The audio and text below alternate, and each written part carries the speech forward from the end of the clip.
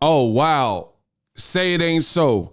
Teofimo Lopez and the Takeover bring a doctor's note. The doctor says Teo could have died in the Kambosos loss. Oh, man, we're going to talk about this in this video. Stay tuned.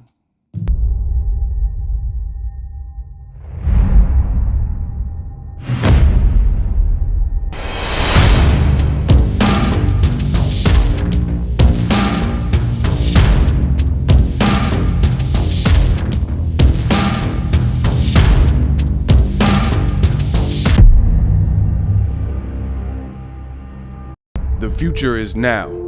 The Hibernation 5s by Kenichi Bear. Hybrid gaming and lifestyle headphones. Out of the box, you can connect to any console or PC. Bluetooth ready with a low latency USB adapter, color RGB, and extreme bass mode. The Hibernation 5s adjust to you. Whether you need a gaming, travel, gym, or lifestyle headphones, the Hibernations got you covered. The new Hibernation 5s, link in the description. Customize the way you hear the world. Welcome to the nation.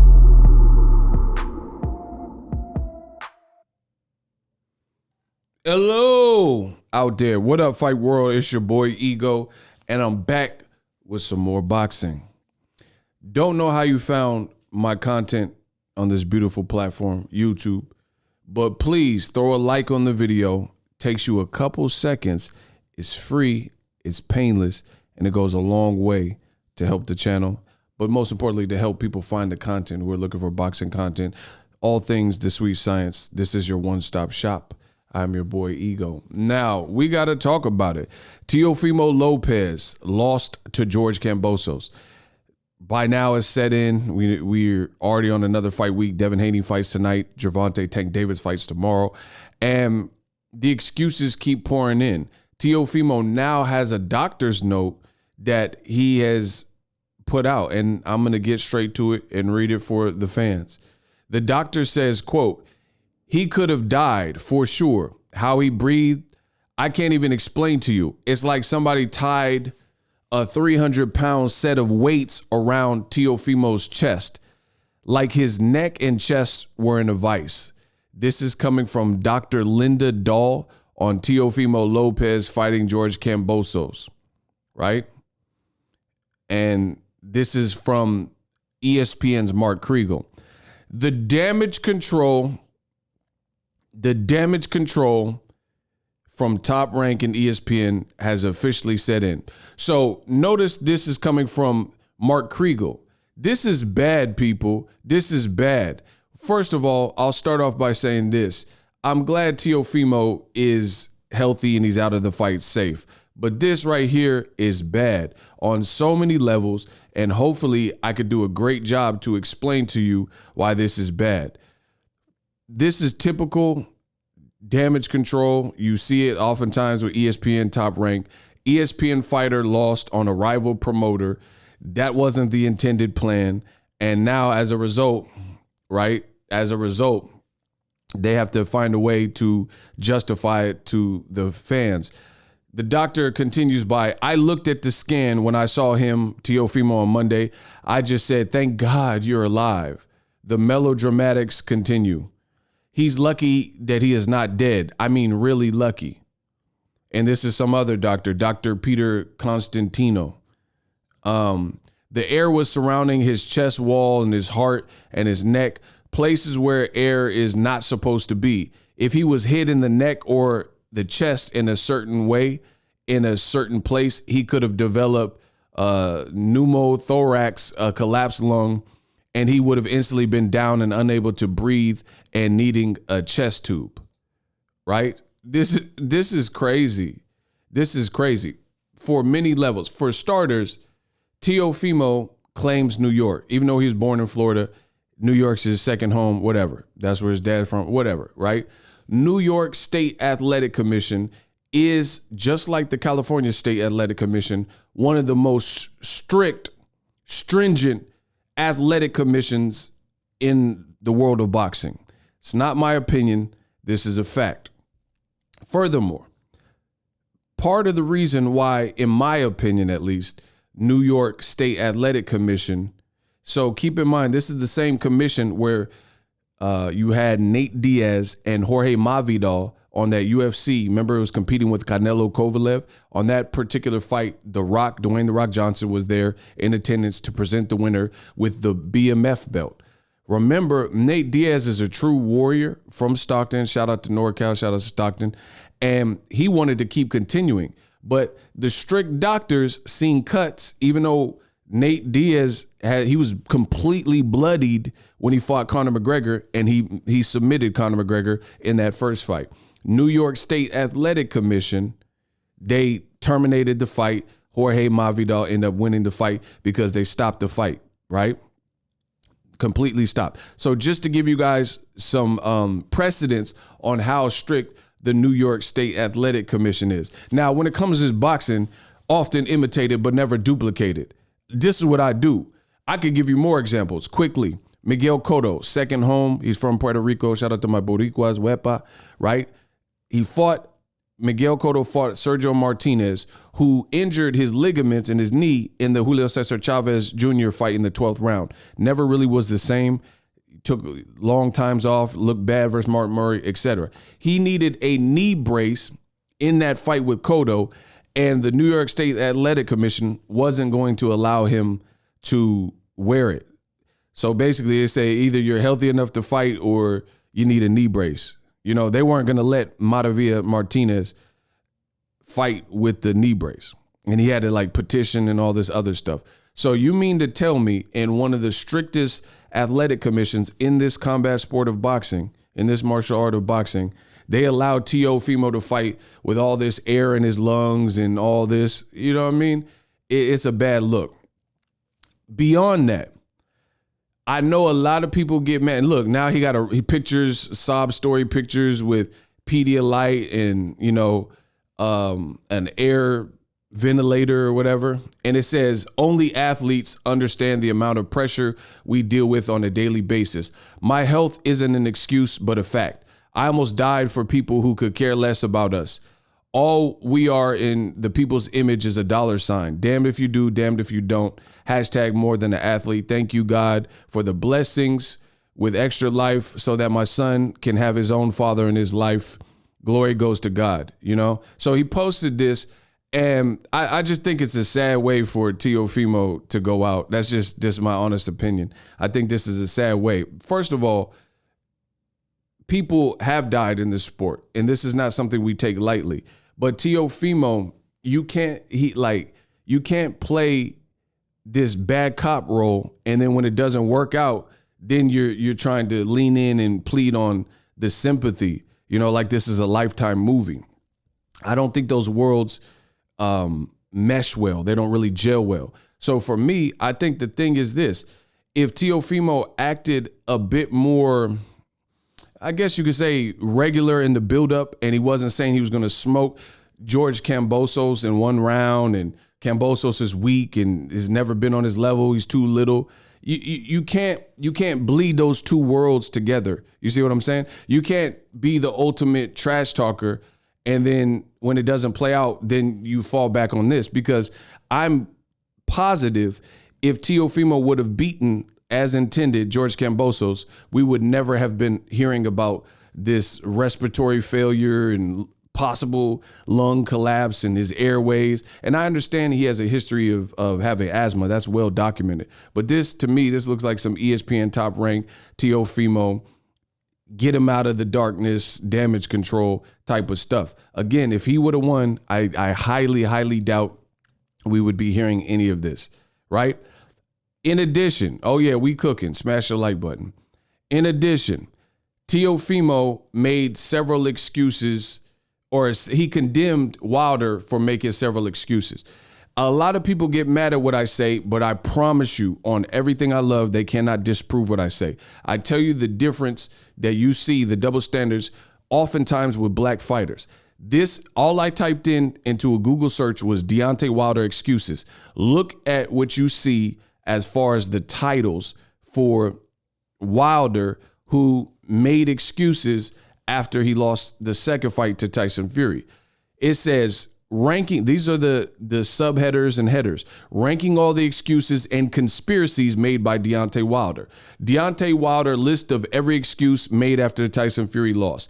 Deontay Wilder's 6 ridiculous excuses for losing to Tyson Fury, right? Deontay Wilder's trainer makes an excuse. Deontay Wilder's 6 excuses for Tyson Fury defeat rated. Tyson Fury lists Deontay Wilder's 26 excuses. No more excuses. Deontay Wilder is now rejuvenated. Their reinvention. Tyson Fury mocks Deontay Wilder's excuses. Blah, blah, blah. So everything that you're seeing here is negative articles written about an African-American black fighter in defeat when he made excuses. But the great Teofimo, now we're supposed to act like, oh, okay, he didn't just take a bad loss and now he's coming out with this medical excuse and doctor's note. I mean, this is crazy. If you don't see the glaring double standards in this sport of boxing, I don't know what to tell you. So it's hard to be empathetic and sympathetic when the reason people are coming down on Teofimo is his and his father's behavior. Nothing more, nothing less.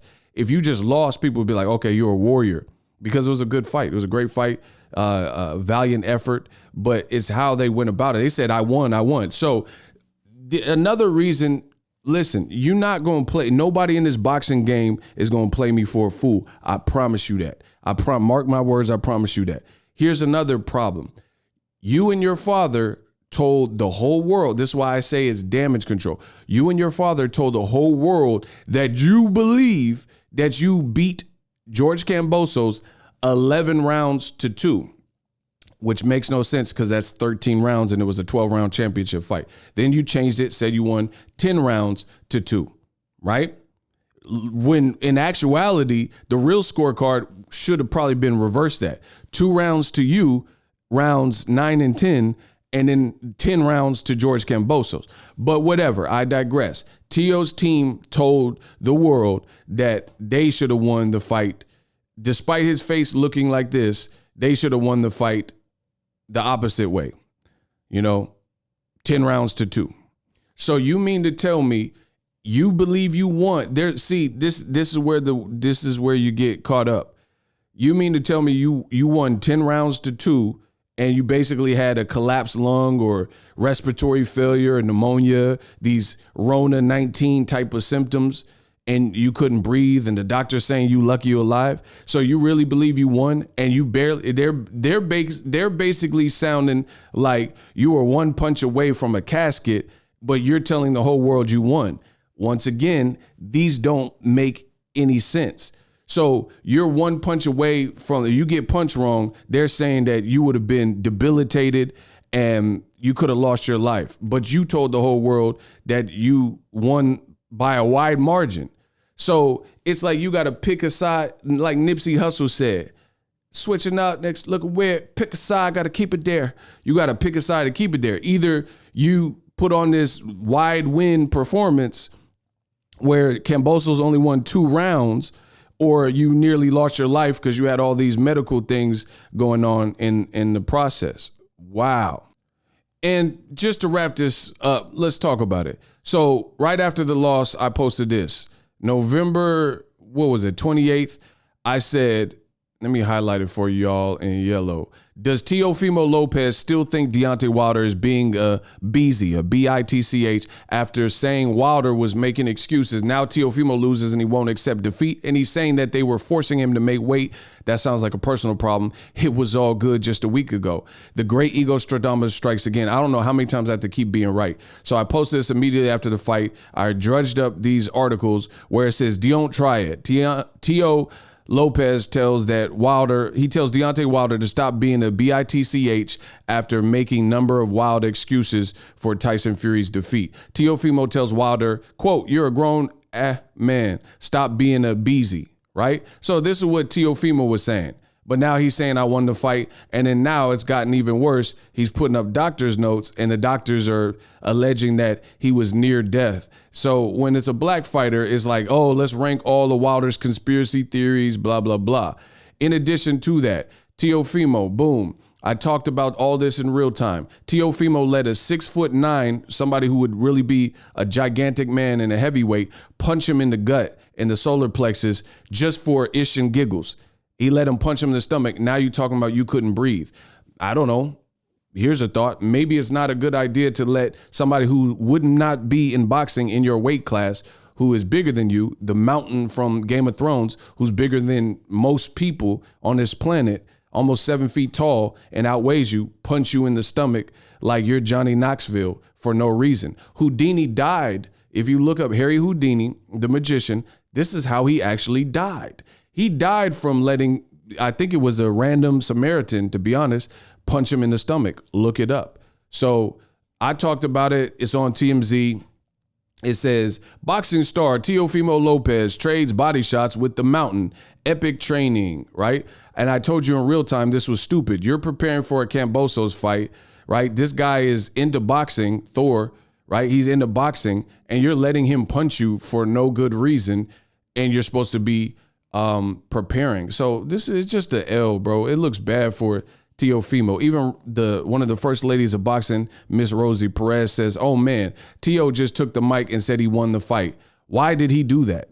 So she don't even believe you, right? So from calling out Wilder and say Wilder's being a bitch to allowing a 6'9" giant to punch you in the stomach in training camp for no reason to this, let's talk about it. Teofimo Lopez exclusive. I was sent this. I got sources everywhere in the world of boxing. Okay.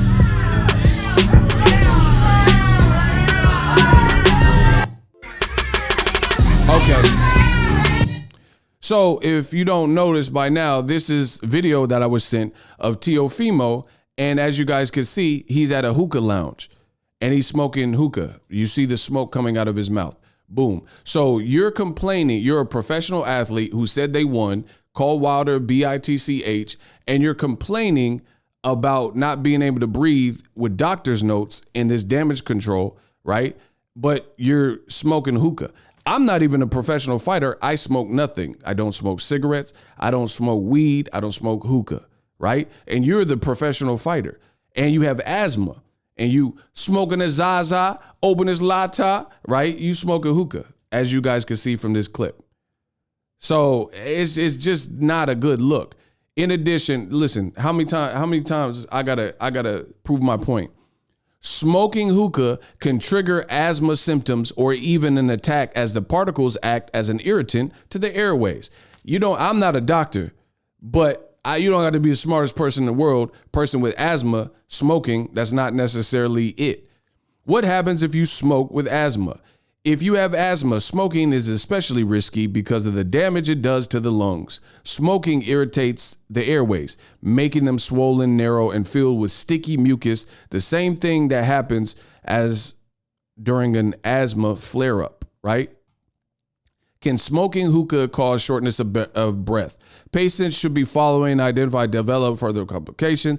When chest pains or shortness of breath develop after hookah smoking, the presence of pneumonia diastenium should be considered, right? Spontaneous pneumonia, secondary to hookah smoking.